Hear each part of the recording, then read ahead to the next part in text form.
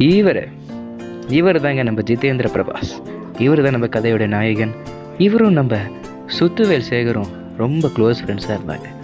எப்பயுமே எல்லா இடத்துக்கும் ஒன்றா தான் போவாங்க, ரூமில் ஒன்றா தான் இருப்பாங்க. பட் ஒரு நாள் இவங்களுக்கும் அவங்களுக்கும் ஒரு பயங்கரமான பகை வந்துச்சு. நம்ம ஜிதேந்திர பிரபாஸ்க்கு பெப்சினா தான் உயிர். பெப்சிக்காக என்ன வேணாலும் பண்ணுவார்.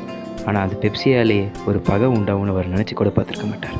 2 பேருக்கும் பெப்சி சண்டை வந்துருச்சு. பெப்சி சண்டையில் ஜிதேந்திர பிரபாஸ் ரொம்ப நொந்து போயிட்டார். தன் வாழ்க்கையிலேருந்து ரொம்ப பெருசாக ஏதோ பிரிஞ்ச மாதிரி உணர ஆரம்பிச்சிட்டார். சேகர்கிட்டேருந்து வாங்கின எல்லா பொருளையும் திருப்பி கொடுக்க ஆரம்பிச்சிட்டார்.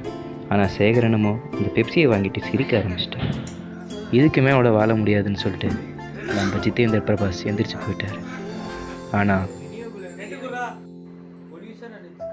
ஜிதேந்திர பிரபாஸ் தனிமையானதுலேருந்து ரொம்பவே டிப்ரெஷனுக்கு போயிட்டார். டிப்ரெஷன் போனதுலேருந்து ரொம்பவே சோகமாகி மன அழுத்தத்துக்கு ஒரு ஆளாயிட்டார். ஜிதேந்திர பிரபாஸ் ரொம்ப லோன்லி ஆகிட்டார். காலையில் எந்திரிச்சா ஃபோனு, நைட் ஆனால் காணுன்னு ரொம்ப டிப்ரெஷன் அண்ட் லோன்லினஸ்குள்ளே உள்ளாயிட்டார்.